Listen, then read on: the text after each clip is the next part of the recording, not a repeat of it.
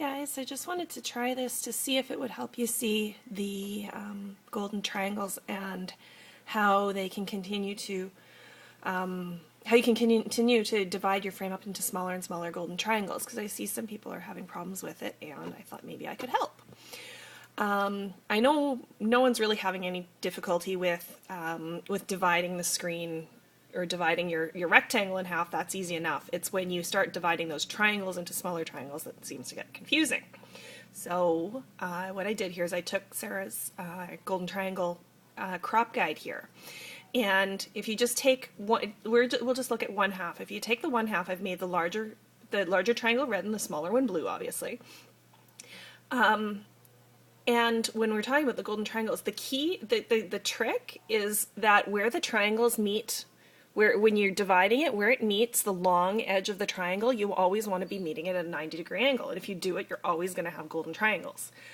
I know one of the things that Sarah mentioned is that what happens is you end up with two triangles with matching angles. You've got the blue triangle, they both have 90-degree angles here, and then the smaller angles are actually the same. And just to help you visualize that, what I was going to do is, let's see if I can do this. Oh, I'm not going to be able to do this very well. Here we go. If I rotate that triangle, bring it up here, and I didn't get that perfect, and then rotate it here. It's not perfectly straight, but there. You can see that we've actually got, they're two different sizes, but they are two identical triangles. And I'm just going to undo that. Now, Sarah also talks about the triangles progressively, you can progressively divide them up more and more. And if we look over at the blue triangle as an example, here, same thing. If we divide that triangle up with it meeting at a 90-degree angle, you have two smaller triangles, so there's another, right along here is another, another potential golden triangle. And the same thing goes with this. If I take the yellow one, and of course I've got it underneath,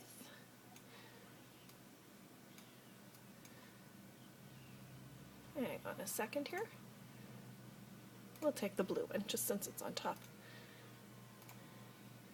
And if I rotate this one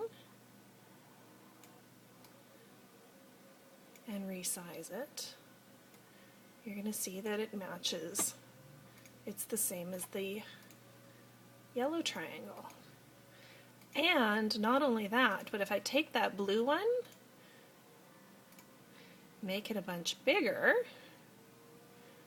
you see it becomes the larger rectangle. It matches exactly. Or if I flip it and turn it this way, and I'm not doing a very good job keeping my video on the screen there, flip it this way, you'll see that it matches the red triangle. And that's the key, is that every triangle is congruent. All three angles are exactly the same all the time. The only thing that changes is the size of the triangle. And when you're visualizing it, it doesn't matter whether you've got a rectangle of these proportions, or if you've got a square, or if you've got a really long skinny rectangle. The key to making it happen is that these diagonals right here, these lines that when you divide up a triangle in half into two smaller rectangles, they always need to meet at 90-degree angles. These angles right here always need to be at 90 degrees. And if you do that, you will have golden rectangles, or sorry, golden triangles, however you divide it.